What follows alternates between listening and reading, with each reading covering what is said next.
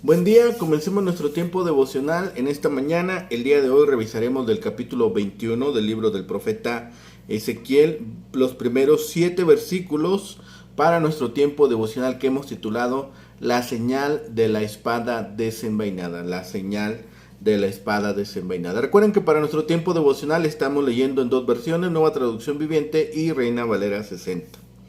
Dice la palabra de Dios, Ezequiel capítulo 21, versículos 1 al 7.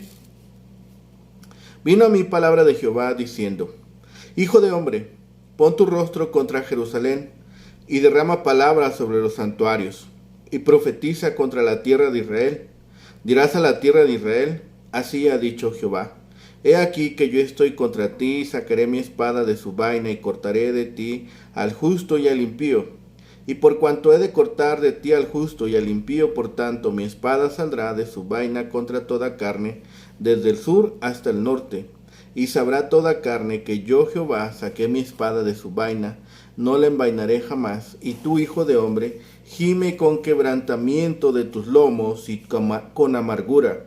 Gime delante de los ojos de ellos. Y cuando te dijeren: ¿por qué gimes tú?, dirás: por una noticia que cuando llegue hará que desfallezca todo corazón y toda mano, se debilitará y se angustiará todo espíritu, y toda rodilla será débil como el agua. He aquí que viene y se hará, dice Jehová el Señor.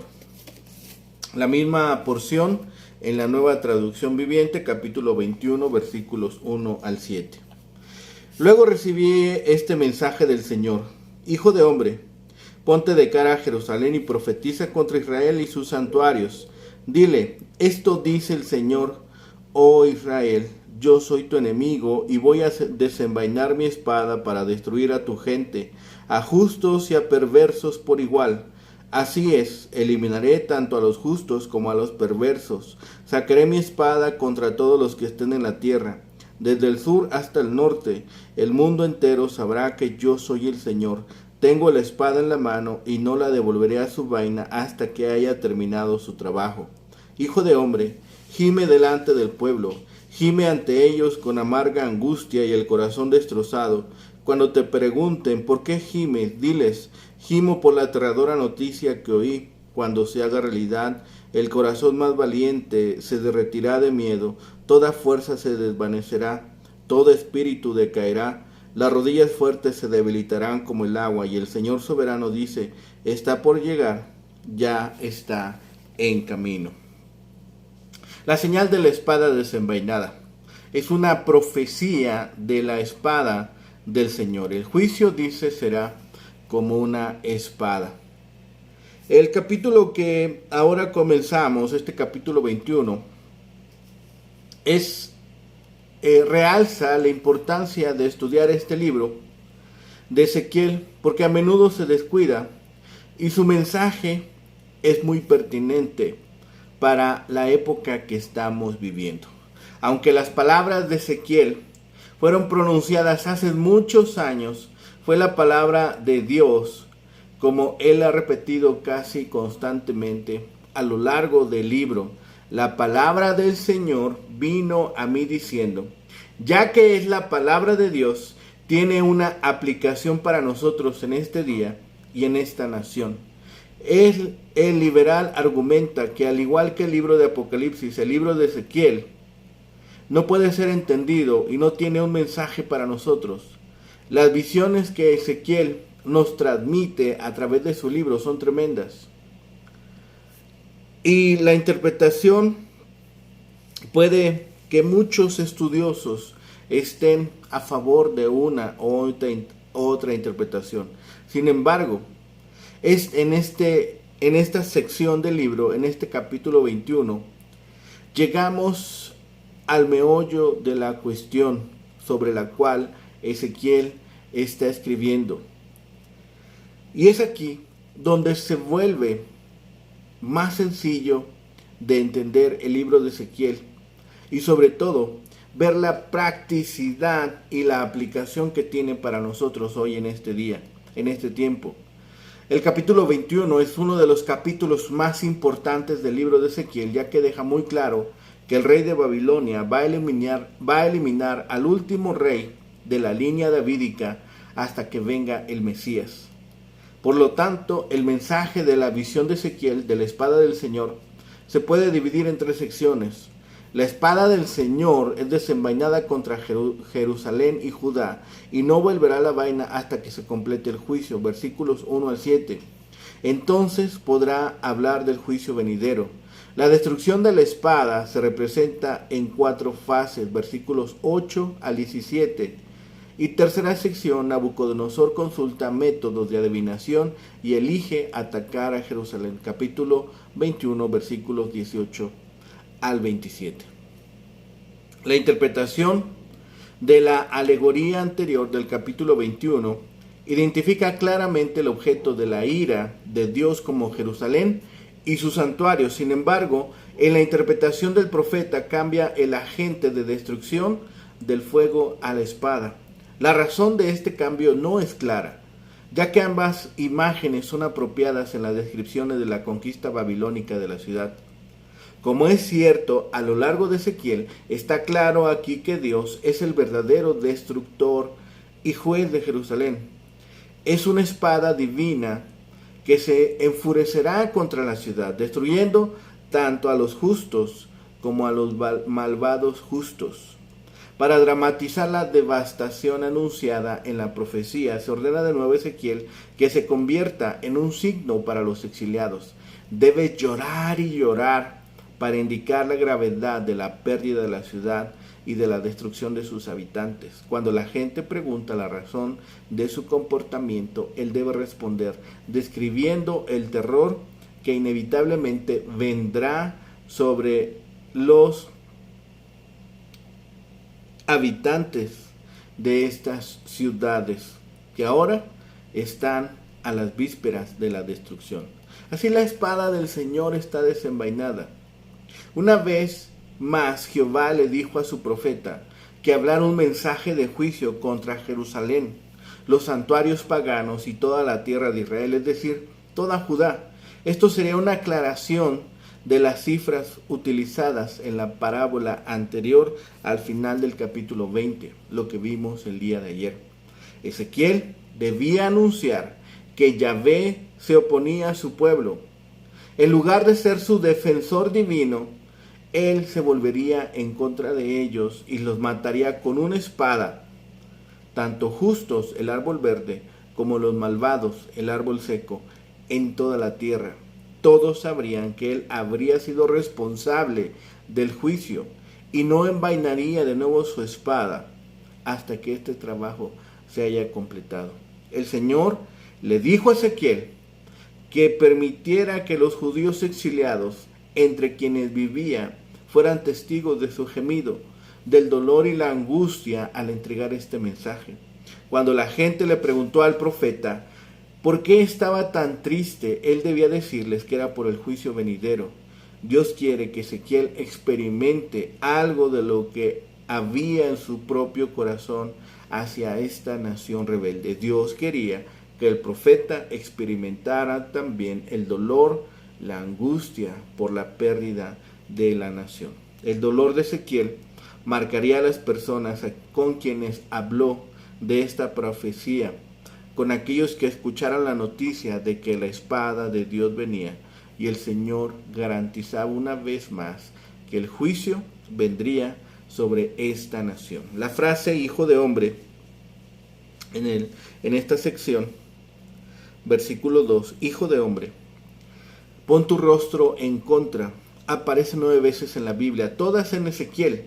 Cada vez que la frase está apareciendo es sobre un contexto de juicio.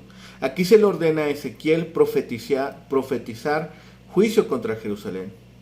Hay un paralelo en el Nuevo Testamento de este texto. En Lucas 9:51, el Hijo del Hombre, Jesús, puso su rostro para ir a Jerusalén. Jesús pronunció juicio contra Jerusalén similar al que había hecho Ezequiel en esta sección.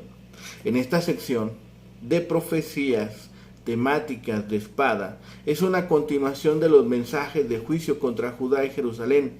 Las 3 figuras mencionadas en el versículo 2, Jerusalén, el santuario y la tierra fueron incluidas para mostrar que el juicio será completo e indiscriminado. Dios llamó a la espada, que en realidad eran los ejércitos babilonios que conquistaron Judá, mi espada. Esta fue otra clara indicación de que Dios estaba usando a Babilonia como su instrumento o espada de castigo contra Judá. No hay contradicción en este pasaje. La Biblia tiene un concepto de responsabilidad corporativa cuando se trata del efecto de los pecados individuales. En Éxodo 34, versículos 6 y 7 declara este principio, y el caso de Acán en Josué 7, del versículo 1 al 26, ilustra el principio. Los impíos eran culpables, pero muchas personas, incluyendo algunos justos, sufrirán a causa de los pecados de los impíos. Debido al juicio descrito, todas las personas, o literalmente toda carne, sabrán que estos juicios fueron de origen divino. Dios comenzaría este juicio y no lo mitigaría hasta que hubiese completado la obra. Así que se le dijo al profeta que gimiera y diera señales de desesperación cuando se le preguntó la razón detrás de su depresión, detrás de este lloro, detrás de este gemir. Debía responder con advertencias de juicio inminente. El lenguaje en el versículo 7 dice: viene, seguramente tendrá lugar. Aumenta la sensación de aprensión con respecto al juicio venidero. Amós empleó el mismo dispositivo en los juicios de 3x4 que anunció al comienzo de su libro, Amós capítulo 1 y capítulo 2. El texto hebreo de Amós dice literalmente: por las 3 transgresiones de, después de lo cual se nombra a cada país. Luego dijo: no lo rechazaré. El uso de eso por Amós y en Ezequiel fue deliberadamente ambiguo para aumentar el elemento miedo de estos mensajes. Imaginemos la reacción si alguien corre a una habitación llena de gente con una mirada de terror y grita: ¡ya viene!, y luego sale corriendo por la puerta. Tal fue el efecto deseado de estos mensajes de espada. ¡Ya viene! La rebelión constante conduce a un juicio inevitable. Dios se revelará en bendición o en juicio. Él bendecirá a los fieles y obedientes y traerá juicio sobre los infieles desobedientes. Al final del capítulo 21 vimos que incluso había una cierta mofa en el actuar de Ezequiel. Es lo que decían, se estaban mofando de él, estaban haciendo escarnio de el mensaje que Ezequiel estaba transmitiendo. Si no le gustaran las parábolas, Ezequiel hablaría con claridad en esta sección de su mensaje. Ya no hablaría ni de árboles ni de bosques. Las víctimas del juicio serían Jerusalén, el templo y la tierra de Israel. El Señor blandiría su espada y esta sería Nabucodonosor. Cuando ocurren desastres nacionales, tanto los justos como los impíos sufren las mismas consecuencias que alcanzan a toda la comunidad. A menudo es más difícil reconocer que Dios sigue al mando cuando sobrevienen los desastres que darse cuenta que Él está al control cuando los tiempos son buenos y cuando disfrutamos la luz de la bondad de Dios. El Señor anunció que iba a mantener activa su espada hasta finalizar la tarea. Quizás Ezequiel está blandiendo una espada mientras pronunciaba este canto de la espada, esta profecía de la espada, este juicio que leemos aquí en este capítulo. Con el fin de seguir con el resto de esta profecía actuada, Ezequiel debía gemir y lamentarse. Cuando estos espectadores se interesaran y preguntaran, le recordaría la noticia venidera de destrucción sobre Jerusalén que los paralizaría de terror a todos. Aunque hoy nosotros no nos enfrentemos al ejército de Nabucodonosor, en un mundo dominado por las consecuencias del pecado, sí nos enfrentamos a muchos acontecimientos que hacen que sintamos las piernas flojas. Recordemos entonces que Dios muestra fuerza y muestra también resguardo a nuestro favor. Él es el único que nos puede ayudar a resolver el problema del temor, puesto que el pueblo de Jerusalén se había olvidado de Dios, no dispondría de esta solución a su alcance, no estaría este rescate al alcance de sus manos. Hay una explicación entonces aquí de esta parábola del capítulo 20, en este capítulo 21. Es claro que el Señor estaba por cortar a Jerusalén y a toda la tierra, para que todos sepan de su decreto contra un pueblo malo y rebelde. Conviene que los que denuncian la espantosa ira de Dios contra los pecadores demuestren que ellos no desean el día lamentable. El ejemplo de Cristo nos enseña a lamentarnos por aquella cuya destrucción hemos predestinado, hemos declarado. Así, Dios expresa su determinación a asolar a Judá y a Jerusalén con su espada afilada. Los gemidos de Ezequiel eran para advertir al pueblo lo espantoso que sería el juicio de Dios que venía. Esto debió haber impactado sus corazones, pero estuvieron lejos de Dios. No estuvieron dispuestos a escuchar, no estuvieron dispuestos a cambiar de su forma de actuar, a cambiar de su forma de vivir, y esto se convirtió en su perdición.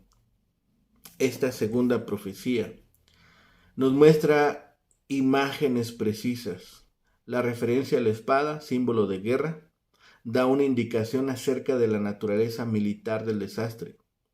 Ezequiel se conoce por su énfasis sobre la responsabilidad y la recompensa individual, de modo que es notable que declare que los desastres inminentes afligirán tanto al justo y al impío. Podría parecernos injusto en este momento, podría parecernos injusto el proceder de Dios. El ser justo no garantiza inmunidad contra la aflicción. Aquellos que reclaman tener la protección exclusiva del Señor pueden estar ejercitando una gran fe, pero están también ignorando muchas de las advertencias de la Escritura. Ezequiel debe predicar a Jerusalén: el Señor está contra ti. Sacará una espada para eliminar al justo y al impío. A Ezequiel Dios le dice: gime y aflígete cuando el pueblo te pregunte por qué estás en esta condición. Diles que es por las noticias aterradoras de lo que vendrá, y seguramente va a suceder. Este juicio sobre el pueblo perverso es seguro. En el juicio que ha de venir, todos sufrirán, los buenos con los malos. En la destrucción de una ciudad es imposible que los buenos no sean tocados cuando se castiga a los malos. En acción simbólica, a fin de enseñar al pueblo que el mal viene, el profeta es exonerado, es animado a dramatizar el mensaje. Y este mensaje también está disponible para nosotros. Este mensaje también está disponible para todos aquellos que hemos escuchado de la palabra de Dios. El profeta entregó fielmente el mensaje en los mismos términos en que lo recibió, pero la palabra de Jehová viene de nuevo sobre él y le da la clave para interpretar el mensaje. Se le dice al profeta contra quién ha de disparar el dardo de esta profecía. Tiene que derramar su palabra hacia los santuarios, es decir, sobre los diversos edificios que componían el templo. Tiene que derramar como agua, dejar filtrar, dejar que fluya, que se destile esta profecía.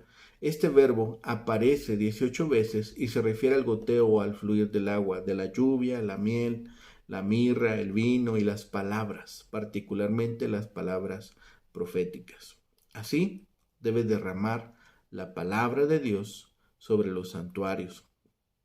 El significado del fuego que había de consumir el bosque del sur, la espada de la guerra que había de dejar desolado al país, es claro. Es el ejército de Nabucodonosor. y no es la última vez que Dios utilizará a quien Él desea para llevar juicio sobre el impío. Ezequiel repetirá esto 3 veces en el capítulo. Solo hay una alternativa para ti. O estás de acuerdo en que el Señor dijo esto, o tomas la posición de que Ezequiel está mintiendo. El Señor les muestra esto, y Ezequiel no está dando su punto de vista. Los sentimientos de Ezequiel no entran en juego en su mensaje. Jeremías estaba abrumado por sus sentimientos. Entraron en cada palabra que habló. Pero esto no es cierto para Ezequiel. Al comienzo de su ministerio, cuando Dios le dio a Ezequiel su comisión, le dijo que iba a hablar a un pueblo rebelde y obstinado, que ellos escucharían su mensaje y que no le tomarían en cuenta. Dios también dijo en ese momento que él haría la cabeza de Ezequiel más dura que la de ellos. Esta dureza tal vez también llegó a su corazón y así pudo realmente ponerlo en la línea a estas personas. Realmente amamos estas palabras, porque si sus sentimientos hubieran entrado en ello, este hombre habría sido aplastado por el mensaje que iba a dar, la devastación de la nación. Debemos ser valientes cuando proclamemos la palabra. Debemos de ser valientes cuando comuniquemos el mensaje. La gente se ha quejado de que Ezequiel les hablaba en parábolas. Han dicho, no recibimos su mensaje, no es claro, pero tampoco querían conseguirlo. No les gustaba que les dijeran las cosas que estaban mal. A veces pensamos que las parábolas del Señor Jesús son difíciles de entender, pero no lo son si queremos realmente comprender la palabra. Los gobernantes religiosos en el tiempo de Jesús entendieron lo que él estaba diciendo. Esa es la razón por la que lo odiaban. Ellos entendieron que él estaba hablando de juicio contra ellos y no les gustaron estas palabras. Por eso le despreciaron. Por eso buscaban matarle. Ezequiel transmite fielmente el mensaje divino de juicio sobre el pueblo. Una declaración de profecía contra el sur de devastación total. Como si se tratara de un incendio forestal que arrasaría con todo.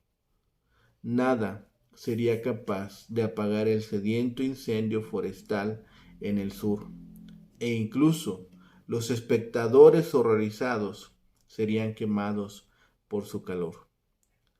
Por todos los que vieron el devastador incendio, su fuente sería evidente. Dios mismo fue quien encendió el fuego. Y aunque esa profecía era clara, el espectador, el pueblo, no entendió el mensaje. Se quedaron con que el profeta solamente hacía alegorías. La alegoría no mostraba ningún misterio, hablaba directamente. Y por eso, así como con el permiso de Dios, Ezequiel explica su alegoría aquí. Es Jerusalén de la que habla la alegoría. El sur es el que sufriría. Y al igual que en el incendio del bosque, tanto los árboles verdes como los secos serían extinguidos. Ese sería el juicio sobre Jerusalén.